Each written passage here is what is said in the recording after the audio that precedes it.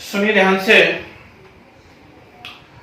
Electrochemistry unit में part 1 हम लोगों का कंप्लीट हो चुका है। पार्ट 1 में हम लोगों ने क्या डिस्कस किया हुआ है? पार्ट 1 में हम लोगों ने देखा हुआ है अलग अलग टाइप की कंडक्टेंस, कंडक्टिविटी, उसमें मोलार कंडक्टिविटी, इक्विवेलेंट कंडक्टिविटी, उनके बीच में रिलेशन, ढेर सारे न्यूमेरिकल्स हमने सीखे हुए हैं। उसके अंदर कंडक्टिविटी में अलग अलग वैल्यूज आपको दी जाएंगी। कहीं एरिया ऑफ क्रॉस सेक्शन दिया हुआ है, कहीं डिस्टेंस बिटवीन टू इलेक्ट्रोड्स दिया हुआ है, ठीक है ना। और उससे आपको क्या करना है? कंडक्टेंस मेजर करना है या कंडक्टिविटी मेजर करना है या मोलार इक्विवेलेंट कंडक्टिविटीज वगैरह निकालनी है। साथ में हमने क्वेश्चन डिस्कस किया फैक्टर्स अफेक्टिंग कंडक्टिविटी या कंडक्टेंस, और फिर फैक्टर्स अफेक्टिंग डिफरेंट कंडक्टिविटीज, जिसमें हमने एक साथ कप्पा, पाई एम और पाई EQ के बारे में बात की हुई है। ये पार्ट 1 था हमारा और पार्ट 1 यहां पर कंप्लीट। आज पार्ट 2 डिस्कस करना, और पार्ट 2 के अंदर एक बहुत ही प्यारी सी चीज हम लोग सीखेंगे और वो है Kohlrausch law and it's applications. ठीक है, अब Kohlrausch law and its application,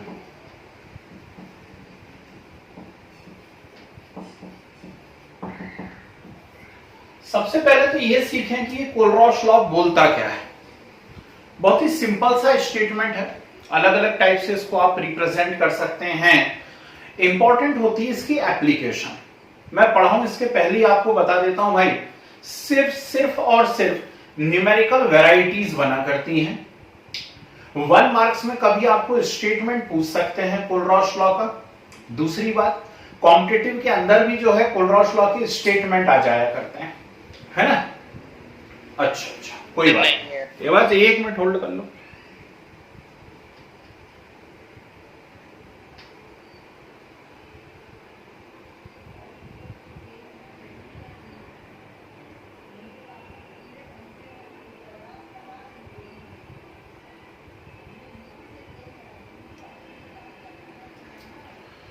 हाँ जी, अब क्या पोजीशन है? ठीक है, अब चलिए, भयंकर जम से वाला वाईफाई है मेरे पास, 100 Mbps वाला, समझ गए।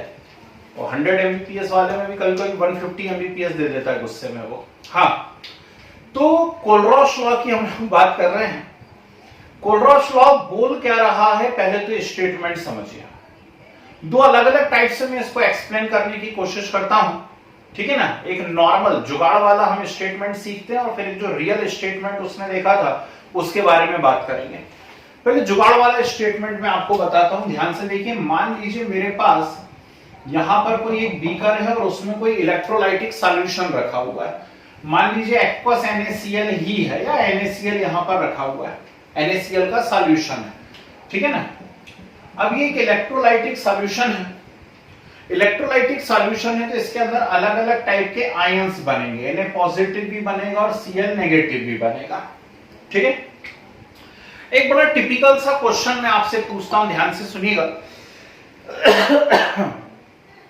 मैंने आपसे कहा कि यहां पे जो Na पॉजिटिव बन रहे हैं, Na पॉजिटिव की कंडक्टिविटी है, मान लीजिए Na पॉजिटिव की कंडक्टिविटी है 40, ठीक, 40 ohm inverse centimetre square mole inverse.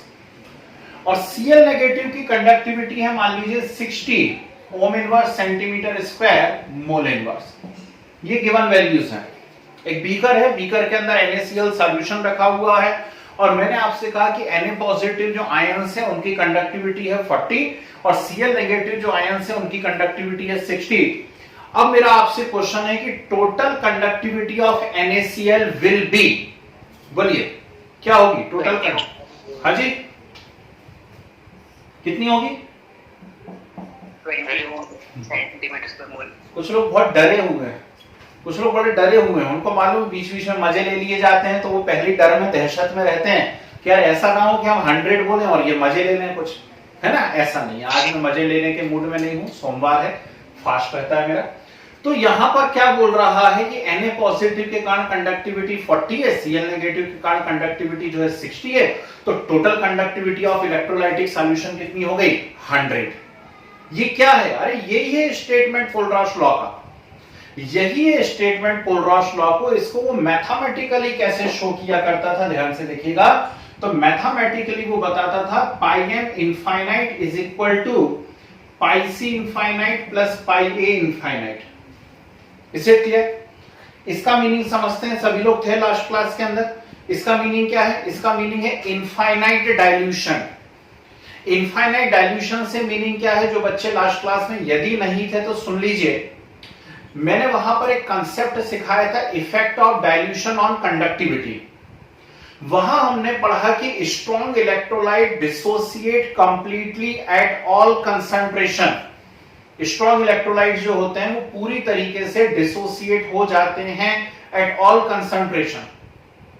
लेकिन वीक इलेक्ट्रोलाइट के केस में क्या होता है? वीक इलेक्ट्रोलाइट के केस में होता है dissociation increase with increase in dilution. जैसे जैसे हम डाइल्यूशन बढ़ाते चले जाते हैं, मतलब पानी का अमाउंट बढ़ाते चले जाते हैं, वॉल्यूम बढ़ाते चले जाते हैं, वैसे वैसे वीक इलेक्ट्रोलाइट का डिसोसिएशन भी क्या होता चला जाता है? इंक्रीज होता चला जाता है। तो होता क्या है कि आपने वाटर इंक्रीज करा, डिसोसिएशन इंक्रीज हुआ, फिर और वाटर इंक्रीज करा, डिसोसिएशन इंक्रीज हुआ, लेकिन फाइनली एक ऐसी कंडीशन आ जाती है जब वो इलेक्ट्रोलाइट कंप्लीटली डिसोसिएट हो जाता है। अब उसमें और ज्यादा पानी मिलाए जाने पे डिसोसिएशन इंक्रीज नहीं होगा। तो ऐसी कंडीशन जब वो इलेक्ट्रोलाइट पूरी तरह डिसोसिएट हो जाए और फिर उसमें और वाटर ऐड करने पे कोई नया डिसोसिएशन ना हो, इसे हम कहते हैं कंडीशन ऑफ इनफाइनाइट डाइल्यूशन। और उसी को मैं ये इनफाइनाइट साइन से शो करता हूं। और मैंने आपसे कहा भी था पिछली क्लास के अंदर कि अब जो नेक्स्ट पार्ट में हम एंटर करेंगे उसमें हर चीज इनफाइनाइट डाइल्यूशन पे दी जाएगी, इसलिए यहां पर हर चीज इनफाइनाइट डाइल्यूशन पे दी जा रही है। आ रही है बात समझ में? तो क्या है स्टेटमेंट? बहुत सिंपल सा है, ध्यान से देखिएगा। Molar conductivity at infinite dilution, molar conductivity at infinite dilution is equal to conductivity of cation and conductivity of anion, sum of conductivity of cation and conductivity of anion at infinite dilution। क्या बोला?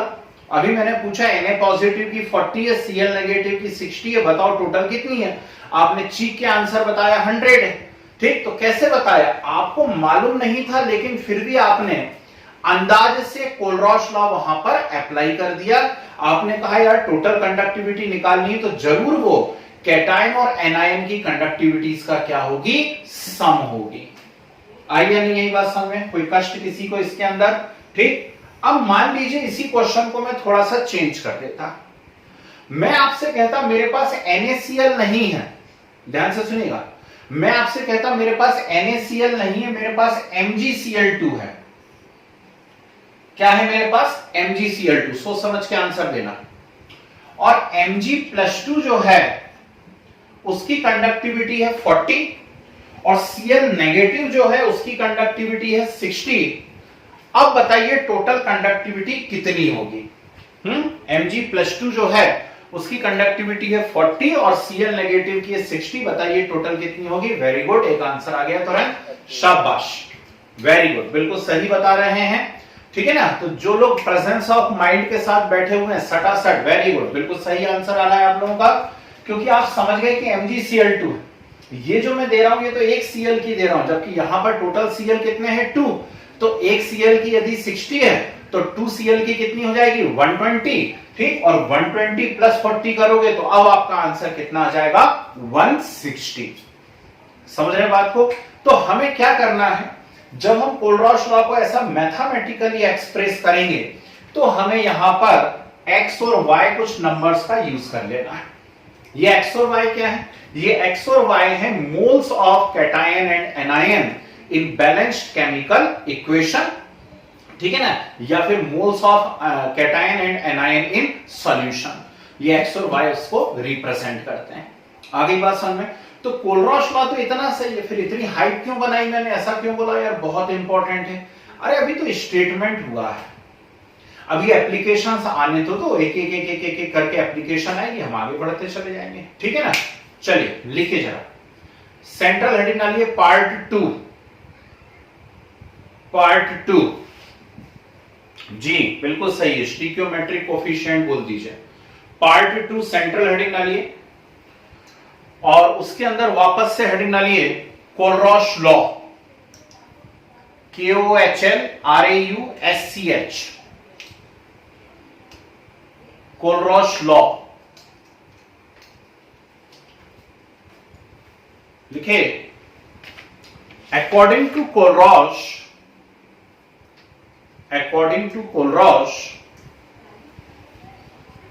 molar conductivity at infinite dilution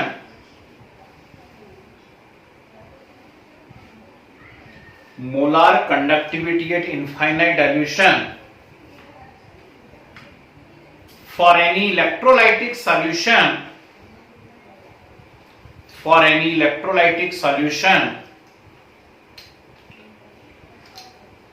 molar conductivity at infinite dilution for any electrolytic solution is equal to the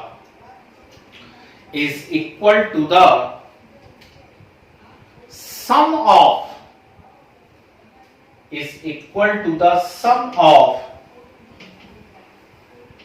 conductivities of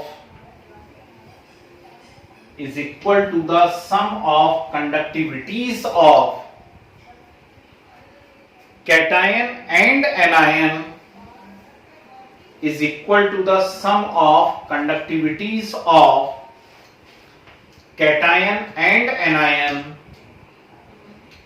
at infinite dilution. Sum of conductivities of cation and anion at infinite dilution. Is it clear? ठीक, ये formula लिखे, pi M infinite is equal to pi c infinite plus pi a infinite. Symbol की meaning लिखवाने की जरूरत तो नहीं है, मैं बोलते जा रहा हूं, आप लिखते लिखते सुनते जाइए। पाई एम इनफाइनाइट है, molar conductivity at infinite dilution. Pi c infinite है, conductivity of cation at infinite dilution, और यह है conductivity of anion at infinite dilution. Is it clear? अब ये फार्मूला लिखने के बाद x और y समझ गए, x और y स्टीकियोमेट्रिक कोफिशिएंट हैं, किसी भी इलेक्ट्रोलाइट के मोल्स हैं, आयंस के मोल्स हैं। ओके, चलिए बढ़िया, आगे और करके सेकंड स्टेटमेंट लिखिए, और करके लिखिए सभी लोग। According to Kohlrausch at infinite dilution,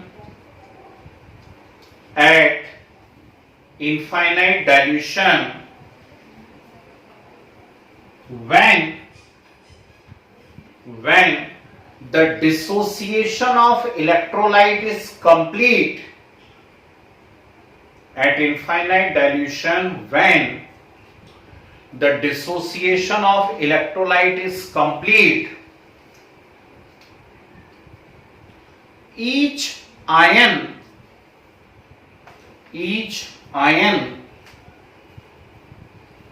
makes a definite contribution towards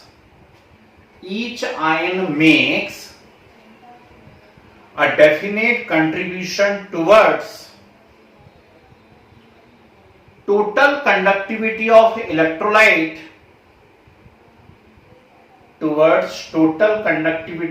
electrolyte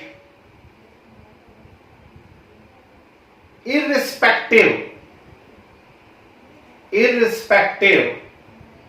of the nature of ion,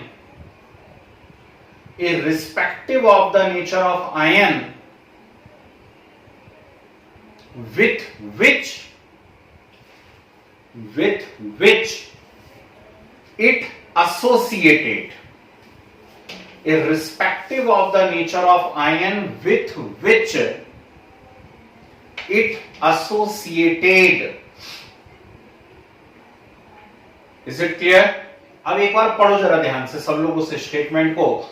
actual Kohlrausch ने बोला क्या था? कोलरॉश ने ये सब नहीं बोला था भैया, कोलरॉश ने ये सब नहीं बोला था। मैंने पहले ही बोला ये जुगाड़ वाला वो है, स्टेटमेंट है ना, ये जुगाड़ से हमने लिखा हुआ है।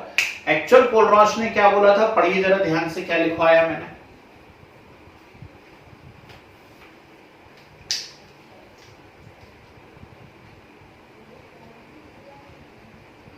पढ़ा सभी लोगों ने? अब उसको समझने की कोशिश करिए। ये कहता है कि eight infinite dilution when dissociation of electrolyte is complete. बोलो, इतना स्टेटमेंट समझ में आ रहा है सब लोगों को? इनफाइनाइट डाइल्यूशन का तो मीनिंग ही होता है कि डिसोसिएशन कंप्लीट हो गया है। Each ion makes a definite contribution towards total conductivity. अभी मैंने आपसे कहा कि यदि NaCl है तो उसमें Na पॉजिटिव की है 40, Cl नेगेटिव की है 60। तो each ion makes a definite contribution towards total conductivity irrespective of the nature of ion with which it associated।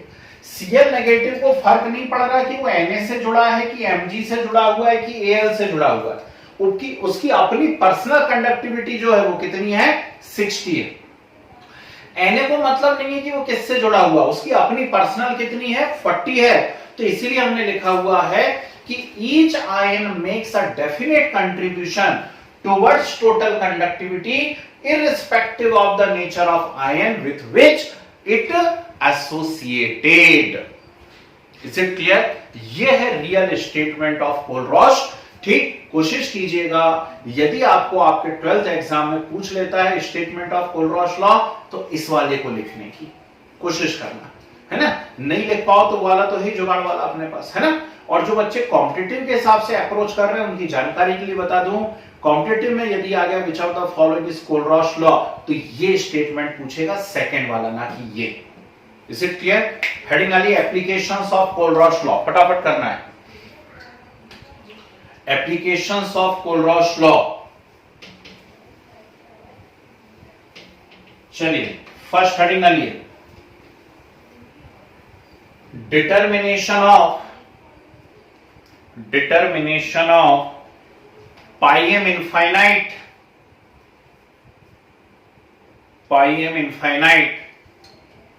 for different electrolytes। Determination of pi m infinite for different electrolytes,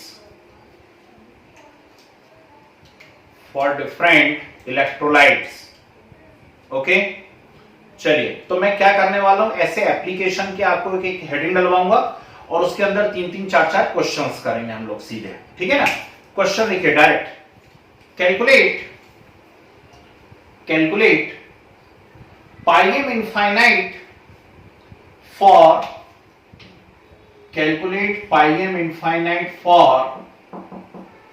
following electrolytes with the help of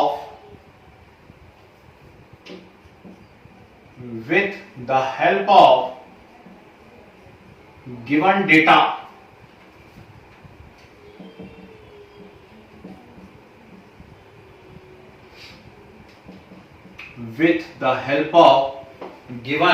data। ये दिया हुआ है board पे, कुछ answer बोलना नहीं कोई, मैं समझ सकता हूं कि बहुत ही आसान से क्वेश्चंस हैं, है ना?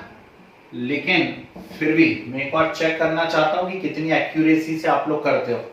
चलिए फटाफट 4-5 क्वेश्चंस करके बताइए।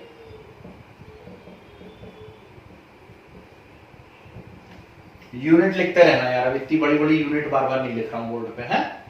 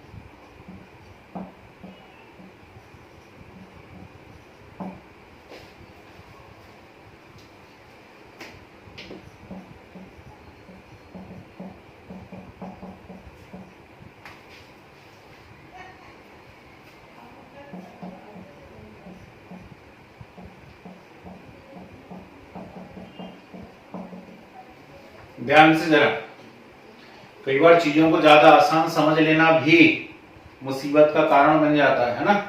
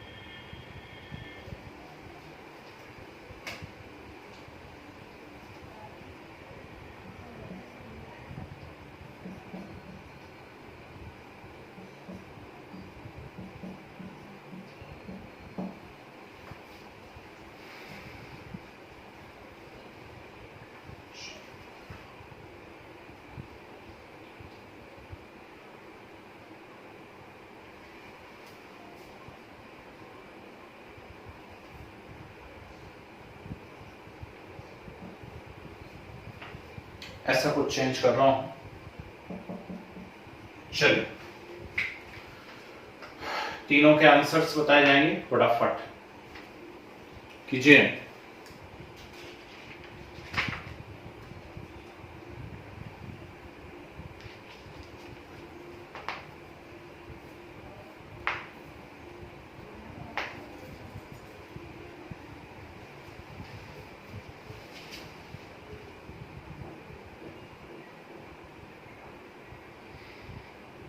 बिल्कुल बेसिक जो रूल हमने लिखा हुआ है उसी के अकॉर्डिंग आप इसे सॉल्व कर डालेंगे। Pi M infinite equal to pi c infinite plus pi a infinite. बस अब आपको यहां पर इनके मोल्स का ध्यान रखना है, कैटायन और एनायंस के।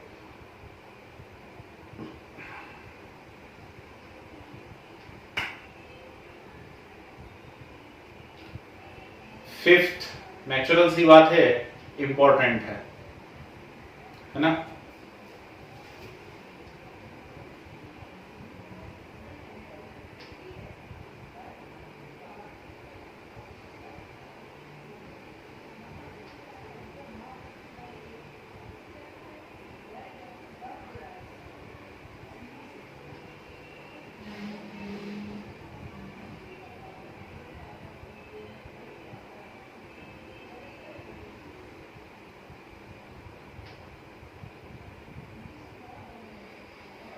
कितना टाइम चाहिए भाई?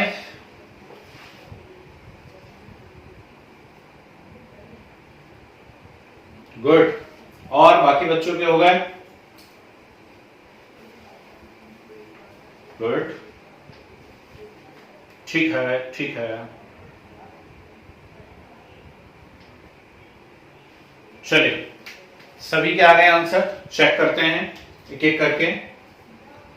फर्स्ट, एसिटिक एसिड के लिए मुझे कैलकुलेट करना है, जिस भी इलेक्ट्रोलाइट के लिए, कोई बात नहीं है ना, इसीलिए तो दिया है कि एग्जाम में आ जाए तो समझ में आ जाए। अभी समझ में नहीं आया तो कोई बात नहीं, मैं समझा रहा हूं। तो जो भी इलेक्ट्रोलाइट दिए हुए हैं उन इलेक्ट्रोलाइट को आप डिसोसिएट किया कीजिए। CH3COOH होगा CH3CO negative and H positive में, ठीक। तो बिल्कुल सिंपल हो गया, इसकी कंडक्टिविटी प्लस इसकी conductivity, the correct answer is 130। बिल्कुल सही है, इसका आंसर सीधे सीधे आ रहा है 100 प्लस 30 दैट इज 130। गुड। इसके बारे में बात करते हैं, तो ये टूटेगा Ca+2 एंड 2Cl नेगेटिव। बोलो हाँ, Ca+2 and 2Cl negative. Ca+2 के लिए है 40 और वो है कितना 60, तो 60 into 2 120, 120 plus 40, the correct answer is 160। आया सभी का कि फिर से बताऊं? तो इसका आंसर आ रहा है 160, ऊपर वाले का आंसर आ रहा है 130। क्लियर है? गुड। नेक्स्ट, AlCl3 बहुत आसान है, नाम में दिख रहा है, सब कुछ छिपा हुआ है। इट इज स्प्लिट और dissociate into Al+3 and 3Cl negative, now 3Cl negative, is it clear? ठीक, तो Al प्लस 3 के लिए वैल्यू है 60 and 3 into Cl that is 60 into 3, so I think 180 plus 60, the correct answer is 240. The correct answer is 240. Clear? Fourth one, aluminium sulphate, है ना? तो very good. तो फिर से मस्ती हो गई. मुझे ऐसा मालूम था कि कुछ लोगों से फार्मूले नहीं बना करते, इसलिए मैंने नाम लिख करके दिया इस बार. ठीक है, let's check it. Aluminium sulphate, पहली बात तो फार्मूला चेक करो. आप लोगों ने Al2SO4 होल थ्राइस लिखा या नहीं लिखा? तो इसका फार्मूला आना है Al2SO4 होल थ्राइस, और Al2SO4 होल थ्राइस ये टूट रहा है Al plus 3 and 3 SO4 minus 2. बोलो हाँ. ठीक है, तो 2Al plus 3 and 3 SO4 minus 2 में ये टूटेगा. ठीक, सही किया? कुछ लोगों ने गलत किया, वो मैं जानता हूं आप लोग अच्छे से. तो 2 इंटू Al की वैल्यू रख दीजिए 60, तो 2 इंटू 60 प्लस 3 इंटू 120, है ना? तो 360 plus 120, 360 plus 120, I think it is 480. क्या बोलते हो, है ना? So the correct answer is 480. सही है? ठीक है, चलिए अब ये कितनों ने किया जरा देखते हैं. असली मजा तो यहां पर है. Okay okay, very good. फार्मूले सही आने लगे आजकल, सुधर गए एक क्लास में. फेरस फॉस्फेट, अच्छा चलो चेक करते हैं ना. बहुत सारे अलग अलग, कोई 650, 640 की 840, कितना? 840 बहुतों का आंसर आ रहा है. ठीक है, वेरी गुड. एक बार चेक कर लेते हैं. फेरस फॉस्फेट का फार्मूला क्या होगा? पहला सवाल तो ये पूछता है समाज. तो फेरस फॉस्फेट का फार्मूला Fe3PO4 होल ट्वाइस, है ना? Fe3PO4 whole twice. और ये टूटेगा कैसे? ये टूटेगा 3 Fe plus 2 and 2 PO4 minus 3 में. ऐसे ही टूट रहा है. मुझे 3 Fe प्लस 2 चाहिए और 2 PO4 माइनस 3 चाहिए. बोलो हाँ या ना? बिल्कुल चाहिए. लेकिन क्वेश्चन में दिया क्या है? क्वेश्चन में तो दिया है 1/2 Fe प्लस 2 और 1/3 PO4 माइनस 3. ठीक है ना? तो क्या कर देंगे? हाँ जी, वेरी गुड. बहुत अलग अलग विचार प्रकट कर सकते हैं सब लोग. ठीक है ना? मैं अपने तरीके से एक बार ट्राई करके देखता हूं. गिवन क्या है यहां पर? गिवन है 1/2 Fe प्लस 2 और 1/3 PO4 माइनस 3. ये गिवन है, जबकि मुझे चाहिए 3 और 2, है ना? तो क्यों ना मैं एक स्टाइल करूं, मैं इसमें 6 से मल्टीप्लाई कर दूं. इस इक्वेशन में कितने से मल्टीप्लाई कर दूं? 6 से. सोचो, यदि मैं यहां 6 से मल्टीप्लाई कर दूं तो 6 into 1/2 Fe plus 2 plus 6 into 1/3 PO4 minus 3. ठीक है, तो बोलो आप जरा, मजा आया? 6 इंटू 1/2 यानी कितना हो जाएगा? 3 हो जाएगा कि नहीं हो जाएगा? है? और 6 इंटू 1/3 2 हो जाएगा नहीं हो जाएगा? तो जो चाहिए था वो आएगा कि नहीं आपका? आएगा. ठीक, तो अब 6 into 1/2 Fe plus 2, 1/2 Fe plus 2 की वैल्यू क्वेश्चन में कितनी दी है? 40. तो 6 इंटू 40 प्लस 6 इंटू कितना? 100. ठीक है ना? That's why the correct answer is 840. ठीक, चलिए बधाई हो जिनका आ गया था. बिल्कुल सही अप्रोच लगाई, शाबाश. ठीक है, और जिनको नहीं समझ में आ रहा था, उम्मीद करता हूं अब समझ में आ गया होगा कि कैसे सोचना है. तो डरना नहीं है ना? इन क्वेश्चंस को देख करके हमें डरना नहीं है. कर सकते हैं, हम आसानी से कर सकते हैं. ठीक है, चलिए आगे बढ़ते हैं. तो हम कोलरॉश लॉ की एप्लीकेशंस डिस्कस कर रहे हैं और हमने ये पहली एप्लीकेशन थी जो हमको बता रही है कि किसी भी इलेक्ट्रोलाइट की कंडक्टिविटी का मेजरमेंट कैसे किया जा सकता है. तो ये बिल्कुल बेसिक था. इसके ऊपर 5 क्वेश्चन हमने करे. चलिए सेकंड एप्लीकेशन लिखिए. सेकंड एप्लीकेशन लिखे, measurement of pi m infinite, measurement of πm infinite for weak electrolyte measurement of pi m infinite for weak electrolyte with the help of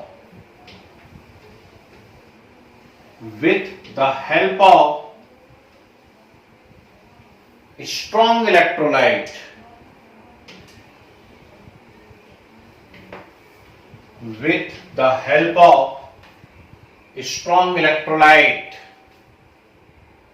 ठीक है जी। तो क्वेश्चन लिखेंगे डायरेक्ट, लिखिए calculate pi M infinite for acetic acid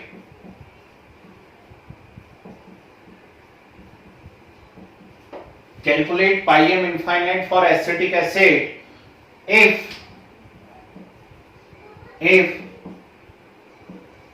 pi m infinite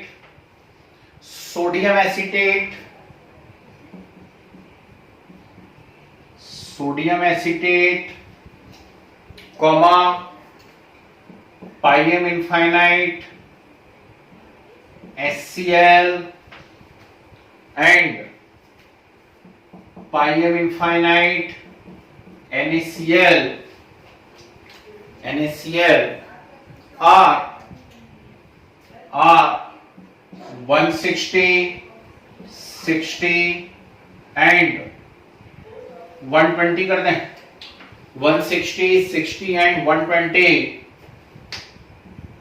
ohm inverse centimetre square mole inverse respectively,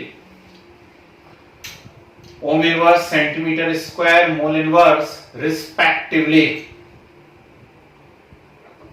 ठीक है, चलिए एक मैं करके बता रहा हूं इस क्वेश्चन को कैसे करेंगे, क्योंकि बात सीधे कॉम्पिटिटिव की नहीं है, हमें 12th भी करना है साथ में, है ना। तो सीबीएसई में इस क्वेश्चन को कैसे सॉल्व करके आना चाहिए आपको, उसका तरीका देखिए, है ना, और फिर डायरेक्ट आप कर ही लोगे, अप्रोच एक बार दिमाग में बैठ जाएगा। तो चलिए ये क्वेश्चन मैं बता रहा हूं, सब लोग बोर्ड पे देखिए।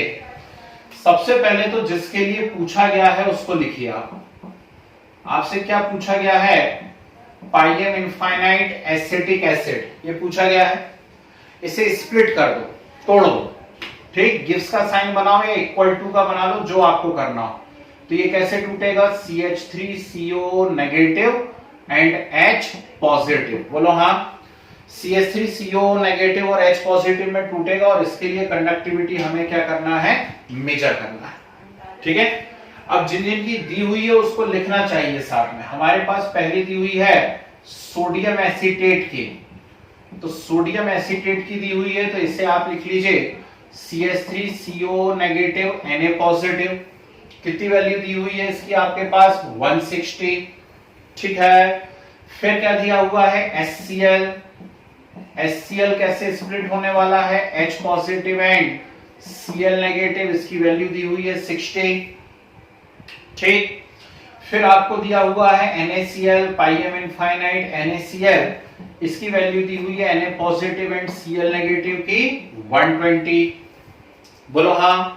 ये इक्वेशन फर्स्ट, ये इक्वेशन सेकंड, ये इक्वेशन थर्ड। इन क्वेश्चंस में कुछ नहीं किया जाता है, इन क्वेश्चंस में सिर्फ गिवन वैल्यूज की हेल्प से उस अननोन वैल्यू या अननोन कैलकुलेशन को कर लिया जाता है बस, और कुछ भी नहीं करना है। मतलब मुझे क्या चाहिए, मुझे चाहिए CH3CO negative and H positive चाहिए, मुझे CH3CO negative plus H positive, very good. ठीक, तो मुझे CH3CO नेगेटिव कहां से मिलेगा, तो मुझे CH3CO नेगेटिव मिल रहा है इक्वेशन फर्स्ट से, मिला। फिर मुझे H पॉजिटिव भी चाहिए, H पॉजिटिव कहां से मिल रहा है, H पॉजिटिव मिल रहा है मुझे इक्वेशन सेकंड से, मिला H पॉजिटिव इक्वेशन सेकंड से। ठीक है ना, अब क्या करूंगा मैं, दोनों के बीच में प्लस का साइन है, तो नेचुरल सी बात आई कि क्यों ना मैं इक्वेशन फर्स्ट को इक्वेशन सेकंड में क्या कर दूं, ऐड कर दूं। लेकिन जब मैं दोनों को ऐड कर रहा हूंगा तो एक नई प्रॉब्लम आ जाएगी कि CH3CO नेगेटिव के साथ Na पॉजिटिव भी आ जाएगा और H पॉजिटिव के साथ Cl नेगेटिव भी आ जाएगा, और ये Na पॉजिटिव और Cl नेगेटिव मुझे नहीं चाहिए, नहीं चाहिए ना। तो फिर क्या करा जाए, क्यों ना इक्वेशन थर्ड को इसमें से माइनस कर दिया जाए। ठीक है ना, तो minus equation third equation third को यदि आप इसमें से माइनस करते हैं तो शायद आपका आंसर आए। तो पूरी आपको इक्वेशन लिखनी पड़ेगी, CH3CO negative and Na positive, ये हो गई इक्वेशन फर्स्ट। इसमें आप इक्वेशन सेकंड को ऐड कर रहे हैं तो H positive and Cl negative, और उसमें से इक्वेशन थर्ड को सब्ट्रैक्ट कर रहे हैं तो minus Na positive and minus Cl negative, हाँ या ना, ठीक है ना। ये कैंसिल हो गया आपस में, यहां पर Na पॉजिटिव Cl नेगेटिव, और आपका आंसर आ गया CH3CO negative and H positive आ गया।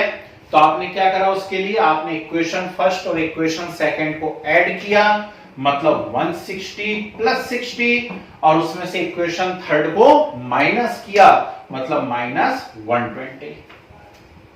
समझ रहे बात को? I think the correct answer is 100। कितना आ रहा है? 100। यूनिट लिख दीजिए, ohm inverse centimetre square mole inverse. समझ में आया या नहीं आया? ठीक है, तो इन क्वेश्चंस को करने का तरीका समझ में आया कैसे किया जाता है। इन क्वेश्चंस को ऐसे करना है हमें 12th स्टैंडर्ड में। कॉम्पिटिटिव की जब आप बात करोगे तो आपकी एक बार प्रैक्टिस होगी तो वो तो आपको तुरंत समझ में जाएगा यार किस किस को प्लस करो, किसको उसमें से माइनस कर दो। बैलेंसिंग का ध्यान रखना, बस एक जगह कहीं पे चूक जाते हैं बच्चे, कहां पर? बैलेंसिंग में, है ना। तो वो मैं आपको अभी बताता हूं, कुछ एक दो क्वेश्चंस की प्रैक्टिस करवाऊंगा। अगली बात सुनिए, यदि आप 12th की ही बात कर रहे हैं, उसमें भी अच्छे परसेंटेज बनना जरूरी, तो यदि हम 12th की ही बात कर रहे हैं, ये फ्रेम समझ में आ गया सब लोगों को। अब इसमें क्या करना रहता है, छोटी सी और एक, यदि आप काम कर सको तो बेस्ट है, ऐसा तो करना ही चाहिए। लेकिन 12th में जब हम कर रहे हैं तो फिर रिस्क लेने से क्या मतलब है। कई कई थोड़े से चटके हुए टीचर आ जाते हैं कॉपी चेक करने के लिए, है ना, वो फिर बारीक बारीक सी चीजें देखते। हाँ जी, तो फिर हमें अपनी तरफ से कोई गलती नहीं छोड़नी चाहिए, तो कुछ नहीं करना है। आपने सब कुछ लिखा हुआ है ना, तो जो इलेक्ट्रोलाइट के डिसोसिएशन से जो आयंस बन रहे हैं, इलेक्ट्रोलाइट के डिसोसिएशन से जो आयंस बन रहे हैं, इनके आगे आप सिर्फ लैम्डा इनफाइनाइट लगा दीजिए और कुछ नहीं, बस सबके आगे कुछ नहीं करना है, बस सबके आगे उठा करके आपको लैम्डा इनफाइनाइट लगा देना, ऐसा। ठीक, यहां आप लगा लेना, यहां लगा लो, यहां लगा, बस और कुछ नहीं है। ठीक है, लगा लें तो बहुत अच्छा, नहीं लगा लें तो भैया ठीक है, फिर अपनी तो गवर्नमेंट है, नंबर तो मिल ही जाएंगे, है ना। चलिए नोट कीजिए जरा और अगला क्वेश्चन करके बताइए। कीजिए, नोट कीजिए फटाफट।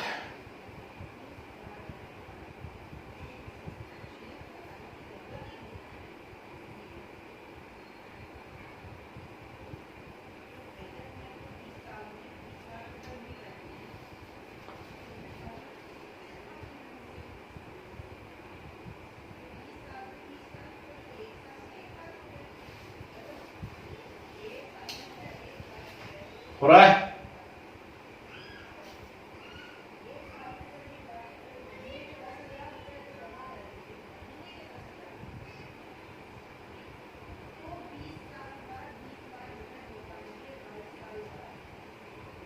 सर कल से हमारे स्कूल खुल रहे हैं। बधाई हो आपको, संपूर्ण मानव जाति को बधाई हो।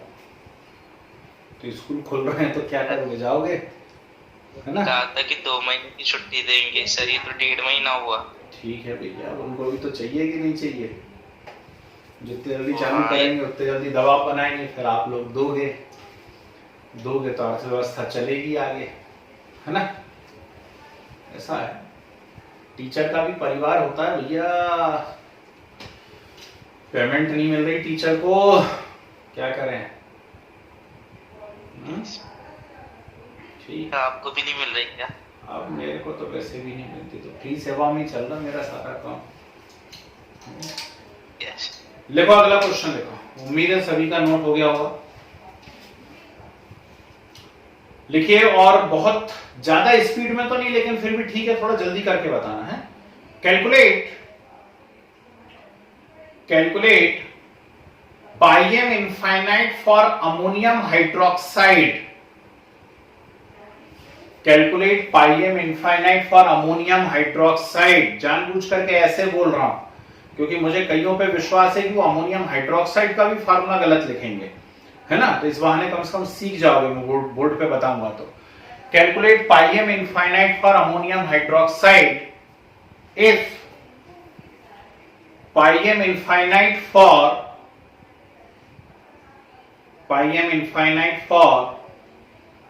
ammonium chloride,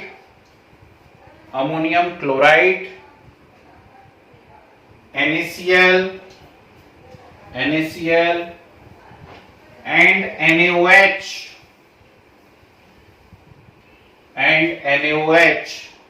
are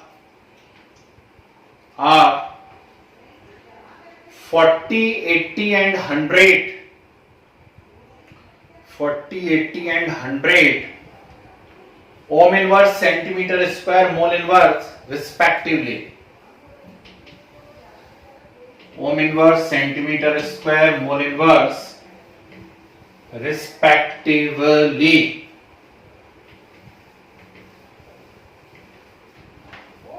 ठीक है, लगाइए दिमाग जरा। लैम्डा एम्डा बाद में लगाते रहना, आप तो बिना लैम्डा लगाए मुझे सॉल्व करके बताइए।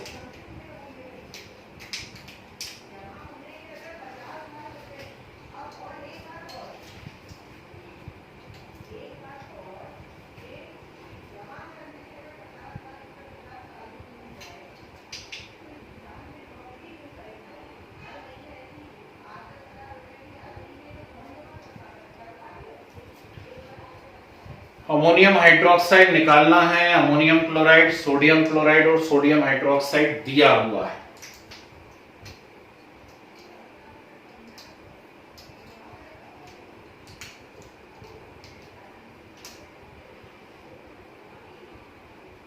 हरि बोल हरि बोल।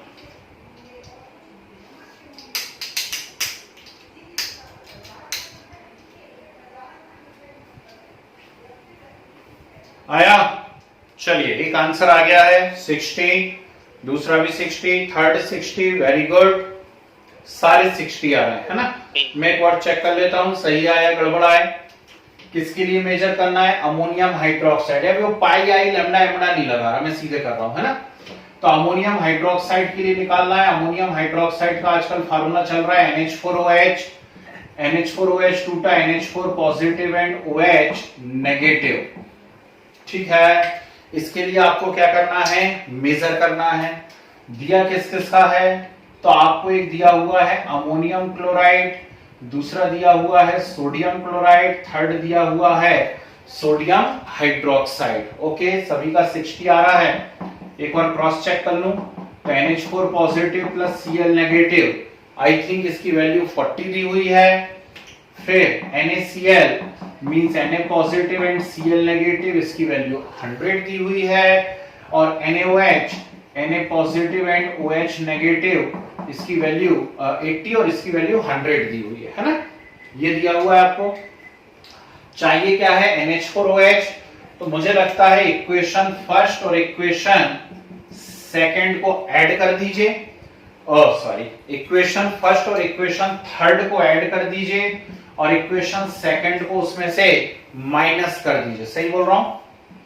Equation first plus equation third minus equation second. Okay, ठीक। तो 40 plus 100 minus 80, that's why the correct answer is 60।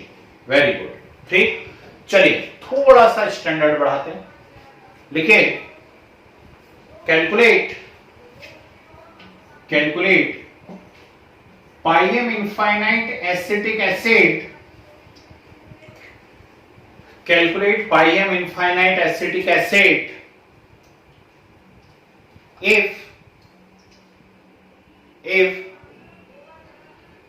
pi m infinite magnesium acetate, pi m infinite magnesium acetate, comma pi m infinite HCl, pi m infinite HCl and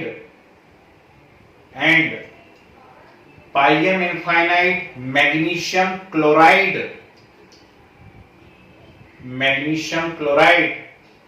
are 100, 150 and 200. 100, 150 and 200 ohm inverse, centimeter square, mole inverse respectively. Ohm inverse, centimeter square, mole inverse respectively. 100, 150 and 200. लगाइए दिमाग.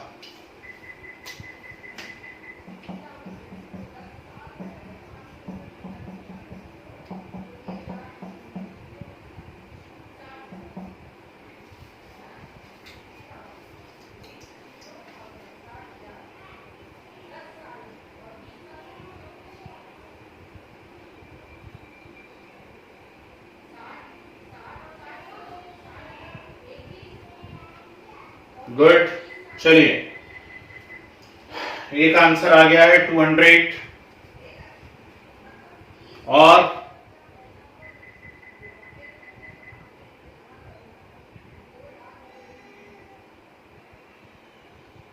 Come on.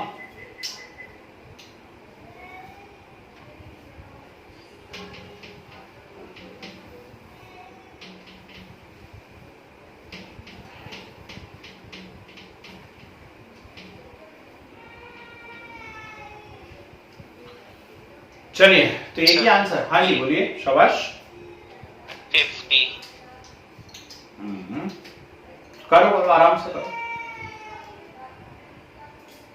2 minute और दिए. चलो, आराम से खड़ा हूं मैं. कीजिए. 50. गुड.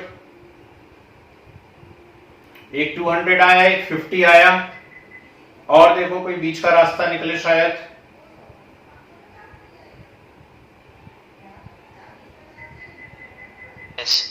कितना?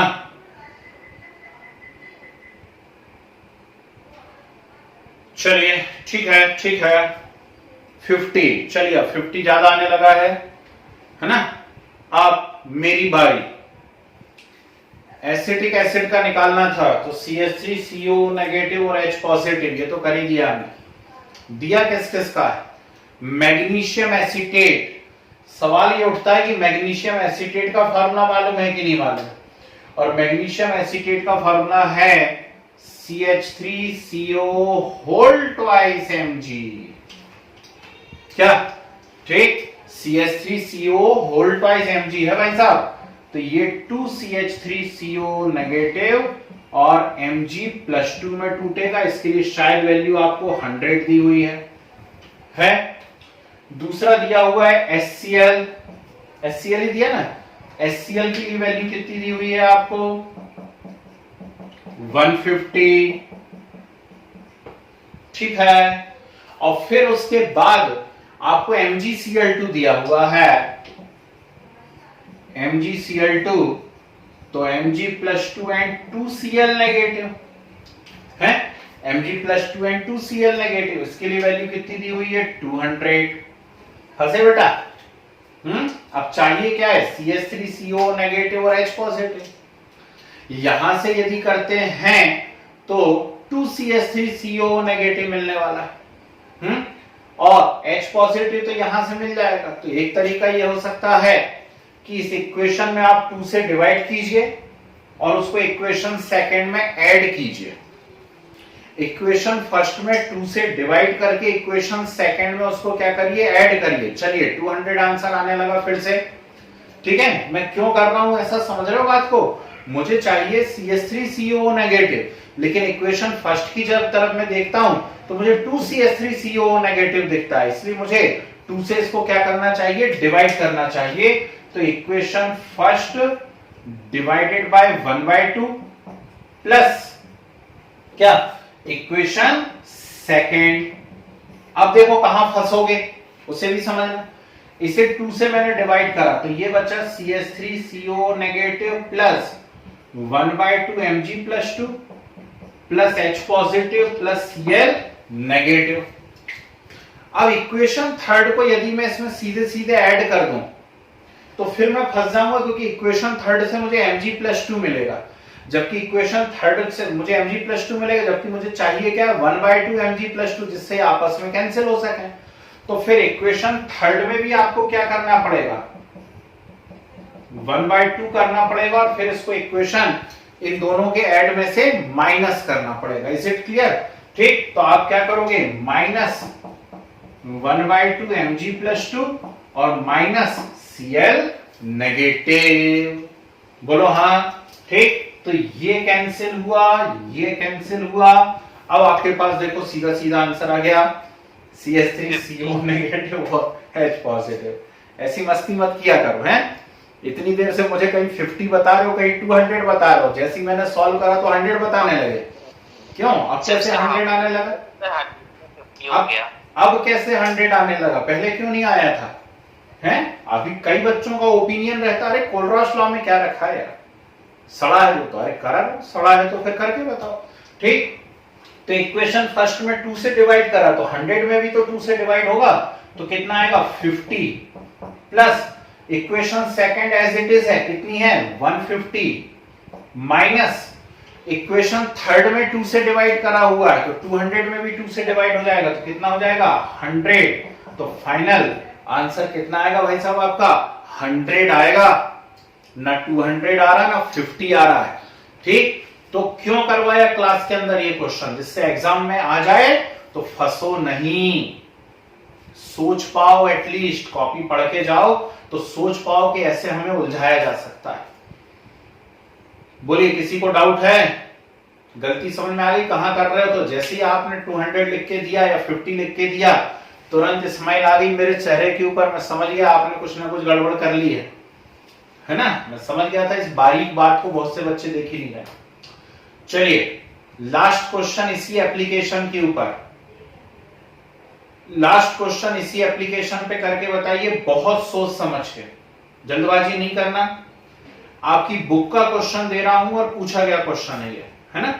देखिए, calculate pi M infinite for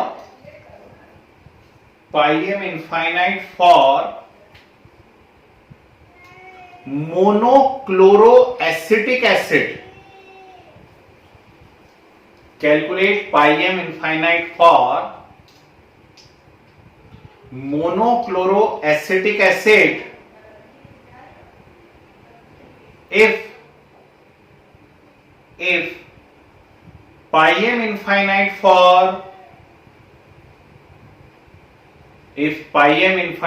for monochloropotassium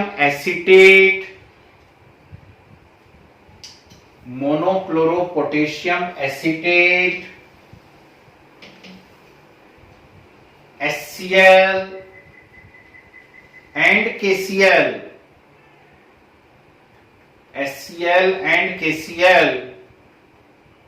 are 50, 200 and 100. ओहो, मोनोक्लोरो एसिटिक एसिड के लिए कैलकुलेट करना है if pi M infinite for monochloropotassium acetate comma HCl and KCl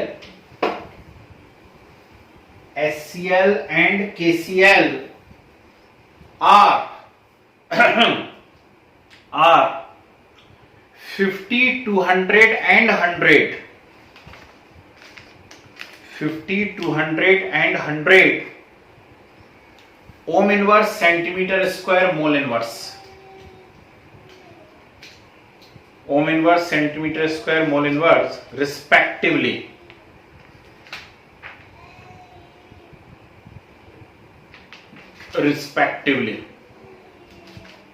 लगाइए दिमाग।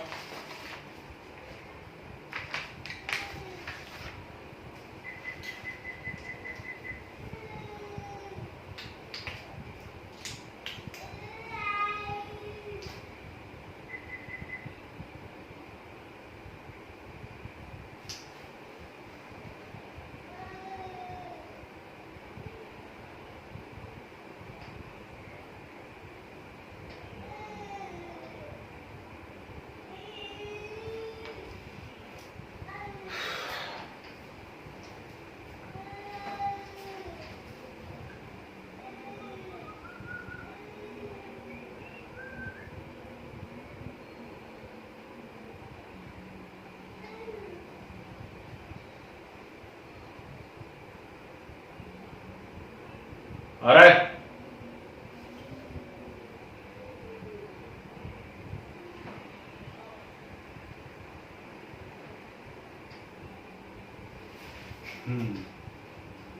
वेरी गुड, इसीलिए तो दिया क्वेश्चन मैंने, इसीलिए तो दिया जिससे आप मुझसे पूछो कि what is the formula of monochloro potassium acetate and monochloro acetic acid, है ना।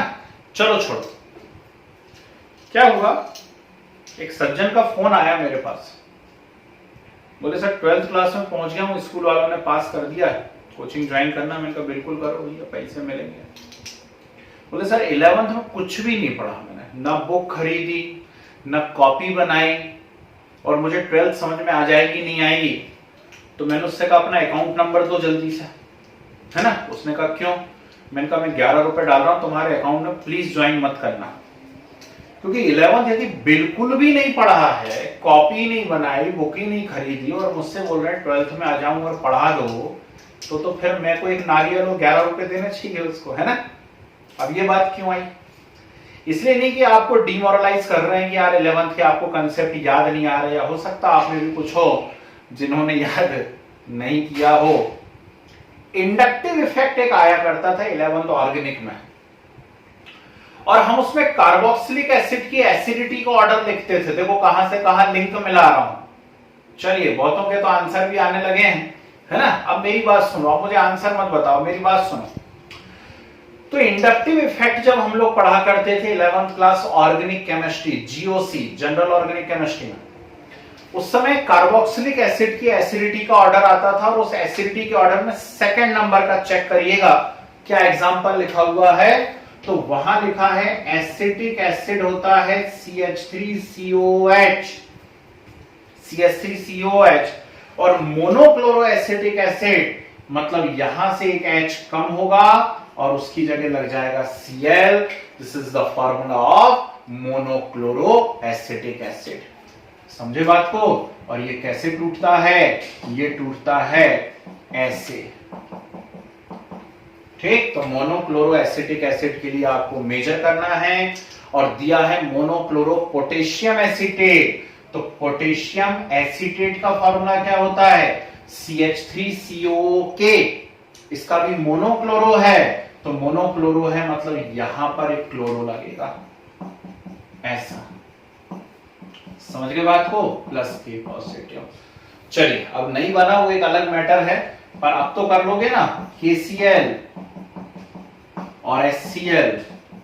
तो कुछ नहीं है, वो जबरदस्ती डराने के लिए क्वेश्चन आया था, क्योंकि जो पेपर सेट कर रहे हैं उनको भी मालूम है कि कितने बच्चों ने ऐसा पढ़ा हुआ होगा, कितने बच्चे इस फार्मूले को लिख पाएंगे मोनोक्लोरो पोटेशियम एसीटेट को। इसलिए जानबूझ के दिया गया, क्योंकि अब तो क्वेश्चन बहुत आसान हो गया, है ना। Equation first plus equation third कर दीजिए, और सेकंड को उसमें से माइनस कर दीजिए।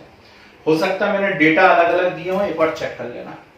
ओके चलिए, एक क्वेश्चन अचानक से मिसिंग हो गया, बीच में यहीं पर आना था। अगेन सेम क्वेश्चन है, जरा जल्दी से करके बताना।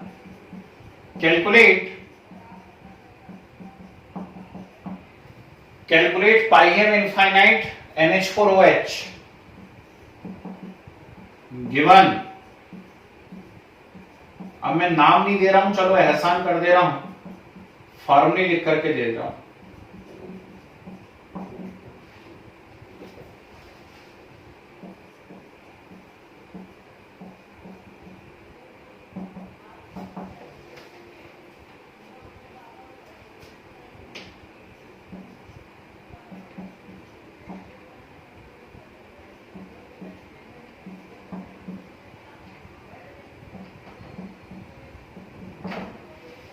ये है भाई,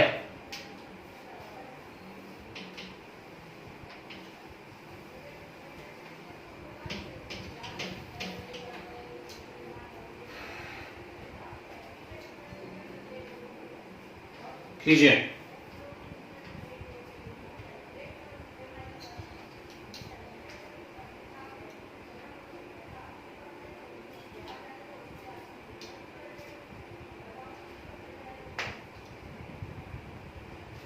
आ रहा है,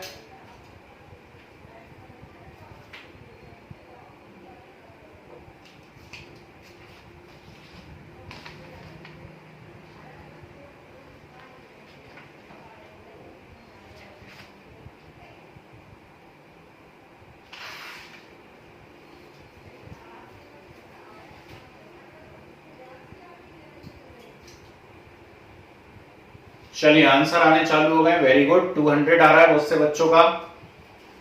और कोई?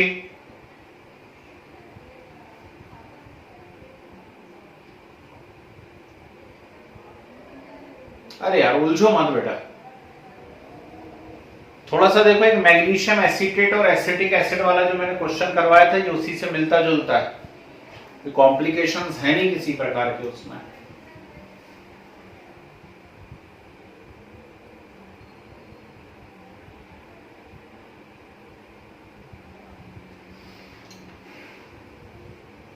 चलिए सभी का 200 आने लगा है, ठीक है। मैं मान लेता हूं शायद आप लोग सही बोल रहे हो।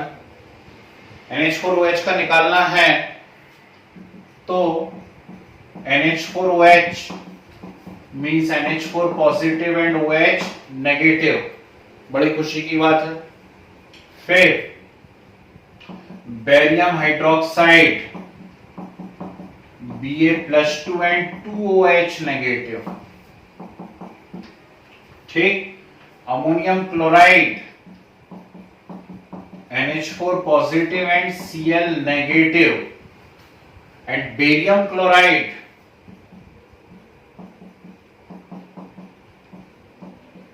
Ba+2 एंड 2Cl नेगेटिव, ठीक है। अब मैं पूरा तो सॉल्व नहीं करूंगा, लेकिन अब मैं बता दे रहा हूं आपको चाहिए NH4, इक्वेशन फर्स्ट से मिलेगा, और OH चाहिए वो इक्वेशन NH4 इक्वेशन सेकंड से मिलेगा, और OH इक्वेशन फर्स्ट से मिलेगा। लेकिन ये 2 मिल रहा है, क्यों ना इस इक्वेशन में 2 से डिवाइड कर दे। तो equation second plus 1/2 equation first, है ना, और उसमें से माइनस 1/2 इक्वेशन थर्ड करके देखिए, आंसर आएगा आपका। ओके, समझ गए बात को? चलिए, तो ये हो गए आई थिंक नियरली 10 न्यूमेरिकल्स हम लोगों ने कर लिए हैं। एप्लीकेशन नंबर 1 के ऊपर 5 न्यूमेरिकल करे हुए हैं, एप्लीकेशन नंबर 2 के ऊपर 5 न्यूमेरिकल करे हुए हैं, और सब में कुछ अलग अलग वैरायटी। ठीक है, 200 बोल रहे हो तो 200 में मान लेता हूं, और मेरे पास आंसर है नहीं, है ना, सिर्फ क्वेश्चन है। आप देख लीजिए जो भी आंसर आ रहा। थर्ड डालिए, थर्ड एप्लीकेशन है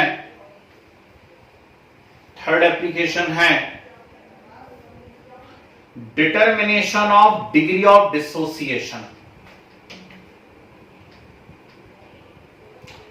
determination of degree of dissociation, ठीक है जी। जरा पेज पलटाइए सब लोग अपनी अपनी कॉपी में, और पेज पलटा करके पीछे जाइए। पिछली ही क्लास में जब हम लोग पढ़ रहे थे फैक्टर्स अफेक्टिंग कंडक्टिविटीज, है ना, गुड। तो फैक्टर्स अफेक्टिंग कंडक्टिविटीज में एक फार्मूला आया था। कहां पर आया था? नेचर ऑफ इलेक्ट्रोलाइट में। नेचर ऑफ इलेक्ट्रोलाइट में आया था डिग्री ऑफ डिसोसिएशन, और डिग्री ऑफ डिसोसिएशन को हम अल्फा से रिप्रेजेंट कर रहे हैं, और मैंने वहां फार्मूला लिखा है था alpha is equal to pi m c upon pi M infinite. बोलो है ये फार्मूला या नहीं है? तो alpha is equal to pi m c upon pi M infinite, ऐसे मेजर करते हैं हम डिग्री ऑफ डिसोसिएशन को। What is pi m c? It is molar conductivity at c concentration. क्या है ये? Molar conductivity at c concentration. और दूसरा है पाई एम इनफाइनाइट, ये क्या है? It is molar conductivity at infinite dilution. ठीक है, अब इसको आप चाहें तो एक नए फॉर्म में और लिख सकते हैं। कैसा लिख सकते हैं? इतनी देर से पढ़ तो रहे, पाई एम इनफाइनाइट का फॉर्मूला क्या होता है? तो हम लिख सकते हैं pi m c upon pi c infinite plus pi infinite. बोलो हाँ, ठीक है। तो नोट कीजिए जरा इसे फटाक से, कीजिए, नोट कीजिए।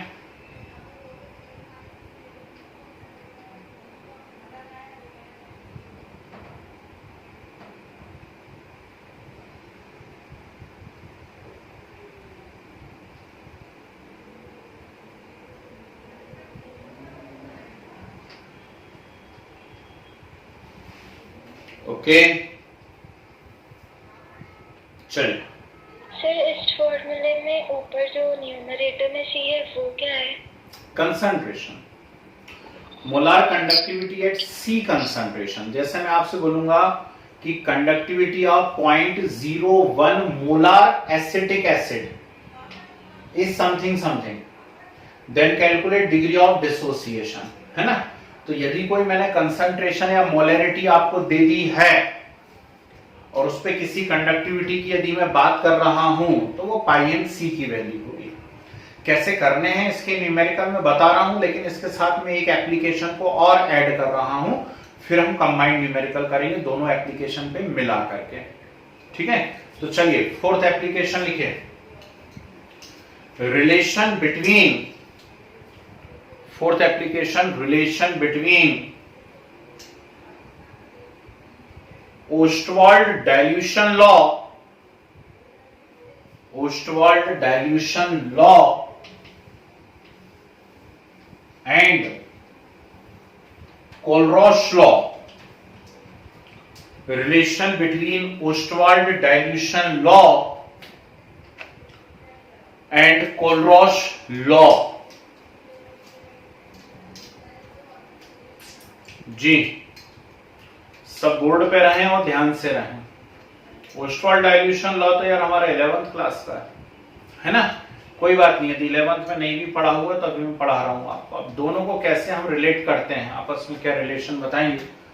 तो मेरे पास कोई भी एक वीक इलेक्ट्रोलाइट है AB, एक वीक इलेक्ट्रोलाइट है मेरे पास AB, और ये डिसोसिएट हुआ A positive and B negative में। कैसे डिसोसिएट हुआ? A positive and B negative में। अब इसके इनिशियल मोल, इनिशियल मोल कितना है इसका? 1। यहां बोलो जल्दी जल्दी कितना? 0 0। पहले भी 50 बार ये बातें हो चुकी कि इनिशियली प्रोडक्ट नहीं होता है ना। तो इनिशियली प्रोडक्ट नहीं होता है, तो इनिशियली प्रोडक्ट नहीं होता तो उसके मोल 0 0। अब जैसे जैसे रिएक्शन आगे प्रोसीड करेगी, रिएक्टेंट डिक्रीज होता जाएगा और प्रोडक्ट क्या होता जाएगा? इंक्रीज होता चला जाएगा, है ना। तो मोल्स एट इक्विलिब्रियम कर दें तो क्या हो जाएगा? यहां इक्विलिब्रियम लगा देते हैं, 1 माइनस अल्फा अल्फा अल्फा, ठीक है। 1 minus alpha alpha alpha. What is alpha? Alpha is degree of dissociation, degree of dissociation, very good. And concentration at equilibrium, तो कंसंट्रेशन क्या होता है? कंसंट्रेशन होता है मोल अपॉन वॉल्यूम, ठीक। तो मोल अपॉन वॉल्यूम, तो 1 minus alpha upon V, alpha upon V, alpha upon V, हो गया। अब लॉ ऑफ मास एक्शन क्या बोलता है? K is equal to A positive into B negative upon AB। बोलो हाँ, K is equal to A positive into B negative upon AB, ठीक। A पॉजिटिव का कंसंट्रेशन है alpha upon B, B negative का है अल्फा अपॉन B, और इसका है 1 माइनस अल्फा अपॉन B। तो फाइनल फार्मूला आपके पास क्या है? K is equal to alpha square upon 1 minus alpha into V। Yes और नो? ठीक। तो फाइनल फार्मूला जो मेरे पास आ रहा है वो आ रहा है K is equal to alpha square upon 1 minus alpha into V, ठीक है ना। ये ओस्टवाल्ड डाइल्यूशन लॉ का प्राइमरी एक फार्मूला होता है। अब स्टेटमेंट जैसे मैंने शुरू करा था, या ये डेरिवेशन छोटा सा मैं आपको बताने की कोशिश कर रहा था, मेरे मुंह से पहली ही टर्म निकली थी कि AB एक वीक इलेक्ट्रोलाइट है ना। पहली ही टर्म क्या निकली थी मेरे मुंह से? AB एक वीक इलेक्ट्रोलाइट है। और यदि वीक इलेक्ट्रोलाइट है, फॉर वीक इलेक्ट्रोलाइट, है ना, तो वीक इलेक्ट्रोलाइट का मतलब क्या होता है? Alpha is very very less than 1, ठीक। वीक इलेक्ट्रोलाइट किन्हें कहा जाता है? वीक इलेक्ट्रोलाइट्स के लिए alpha is very very less than 1, okay. कोई भी चीज वेरी वेरी लेस देन है तो उसको नेग्लिजिबल ले लेते हैं, है ना। तो यहां पे अल्फा को मैं नेग्लिजिबल ले लूं। यहाँ अल्फा को नेग्लिजिबल ले लूं तो ये बनेगा k equal to alpha square upon v या alpha square equal to kv। बोलो हाँ, alpha square equal to kv। ठीक, अब alpha equal to under root of alpha equal to under root of kv। और अभी अभी पढ़ा हम लोगों ने कि अल्फा का फार्मूला कोलरॉश ने क्या इंट्रोड्यूस करा? कोलरॉश ने अल्फा का फार्मूला इंट्रोड्यूस करा है pi m c upon pi M infinite. और ये किसने इंट्रोड्यूस करा हुआ है? ओस्टवाल्ड ने। क्या? Alpha equal to under root of KV. दोनों को मैं ऐड कर दूं, तो दोनों को मैं ऐड कर दूं तो हम क्या कर सकते हैं? हम इसको लिख सकते हैं pi m c upon pi M infinite is equal to under root of KV. समझ गए बात को? तो इसकी हेल्प से आप क्या कर सकते हैं? इसकी हेल्प से आप के निकाल सकते हैं या कोई भी जो भी एक अननोन डेटा यहां पर दिया जाए उसे मेजर कर सकते हैं। कुछ घुस रहा है दिमाग में कि ऐसे ही है जी? समझ में आया डेरिवेशन ये कहां से आ गया है? आप इसको आगे बढ़ा के भी लिख सकते हो। क्या लिख सकते हो? Pi m c is equal to pi m c upon pi c infinite plus pi infinite is equal to under root of K. सत्य है, ठीक है ना? अब क्या कर सकते हैं? एक और कलाकारी हो सकती है। क्या कलाकारी हो सकती है? उधर देखो जरा साइड में। हम जानते हैं, नहीं भी जानते हो तो बोलने में क्या जाता है, हम जानते हैं concentration equal to mole upon volume. तो C is equal to N upon V। पहले बोल दिया था 1 मोल है, देखो यहां शुरुआत में बोला हुआ है 1 मोल है। यदि 1 मोल है, N इज इक्वल टू 1 है, तो C equal to 1 upon V या V equal to 1 upon C होगा या नहीं होगा? ठीक, तो V equal to 1 upon C, तो यहाँ V की जगह 1 अपॉन C कर दो। V की जगह 1 अपॉन C करोगे तो अल्फा इक्वल टू क्या हो जाएगा? Under root of K upon C होगा। Alpha equal to under root of K upon C। Alpha का फिर से आप ओस्टवाल्ड वाला formula under root K upon C। Kohlrausch वाला फार्मूला है pi m c upon pi M infinite. दोनों को मिला करके रख दीजिए तो pi m c upon pi M infinite is equal to under root of K upon C। What's that? It is a relation between Ostwald dilution law and Kohlrausch law। उम्मीद करता हूं कुछ घुसा होगा दिमाग के अंदर। तो कुछ तो भी पूछता है भैया। न्यूमेरिकल्स यहां पे जाकर के थोड़े से टफ हो जाते हैं और ऊपर लेवल के न्यूमेरिकल्स हो जाते हैं। अभी मैंने थर्ड एप्लीकेशन के न्यूमेरिकल इसलिए नहीं करवाया आपको क्योंकि वो तो यहां ऑलरेडी इन्वॉल्व हो जाएंगे ना भाई। आप यदि ये कैलकुलेशन करोगे मतलब थर्ड एप्लीकेशन की कैलकुलेशन होगी आपसे अनजाने में। समझ गए बात को? ठीक है, तो चलिए इससे जरा नोट कीजिए। तो अब हम इसके ऊपर कुछ प्राकृतिक न्यूमेरिकल करते हैं।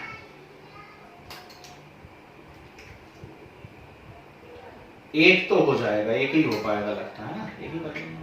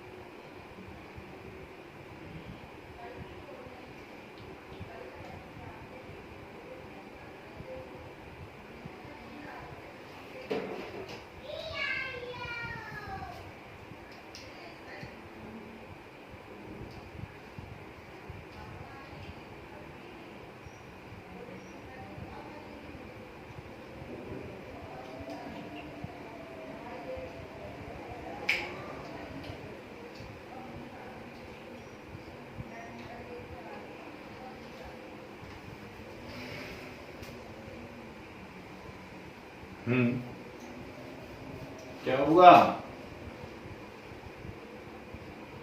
इतना बड़ा कुछ शेयर कर दिया भैया ने।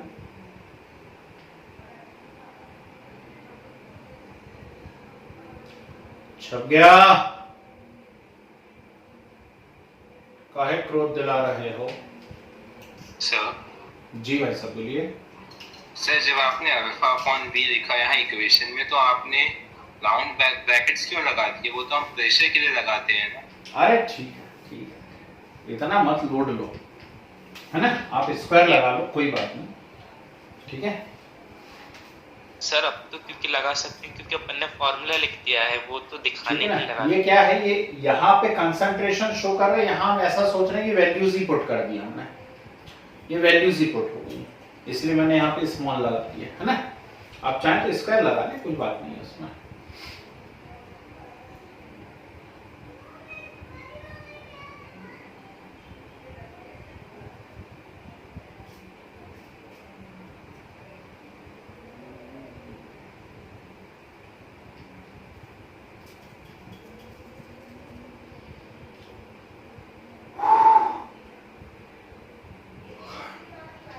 एक न्यूमेरिकल तो जरूर करवाऊंगा,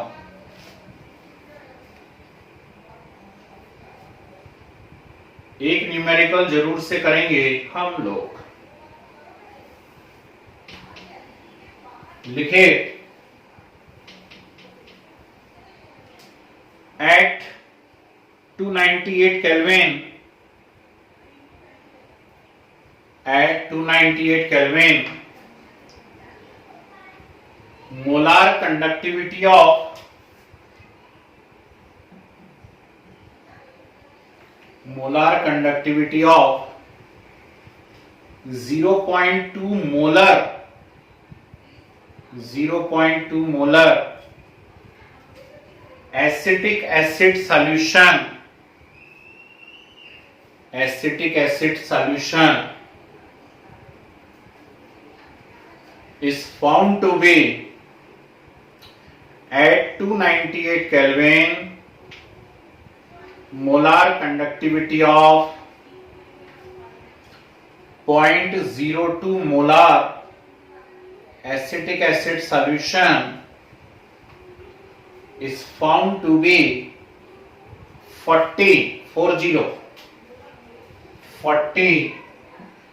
Simon centimeter square mole inverse. Simon centimeter square mole inverse. Calculate its degree of dissociation.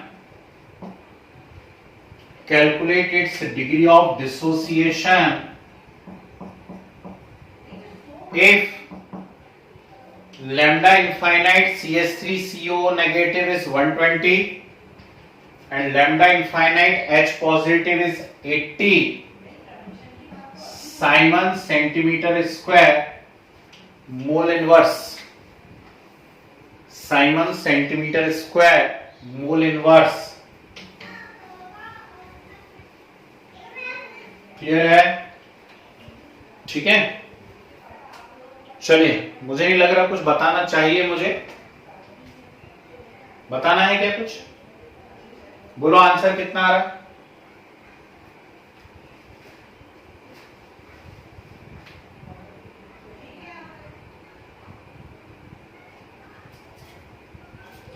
Degree of dissociation बताओ, आंसर बताओ जल्दी से, कितना आ रहा है?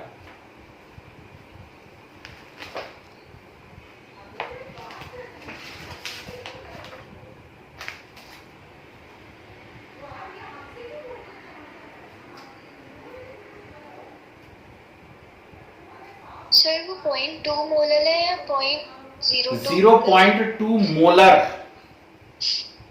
Okay sir. 0.2 मोलर.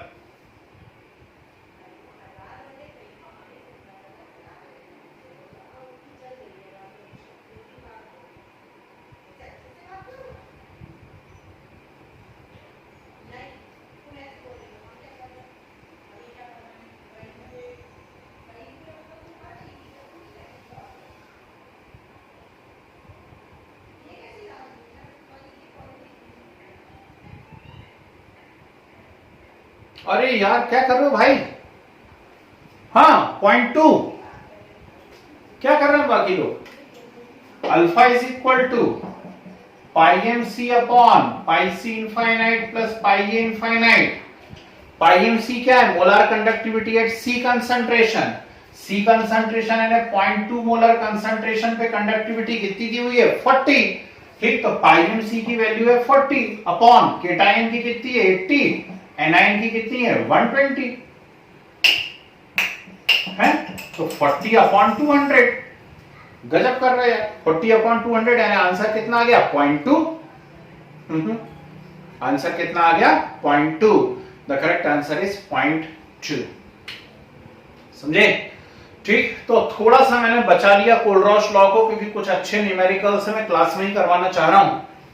तो नेक्स्ट क्लास में हम नियरली कुछ 30 मिनट्स हम लोग और देंगे कोलरॉश लॉ को। इसकी एक एप्लीकेशन और बची हुई है सॉल्युबिलिटी मेजर करने वाली, ठीक है ना। तो कुछ लगभग 30 मिनट हम लोग और देंगे अगली क्लास में, और फिर पार्ट 3 पर पहुंचेंगे।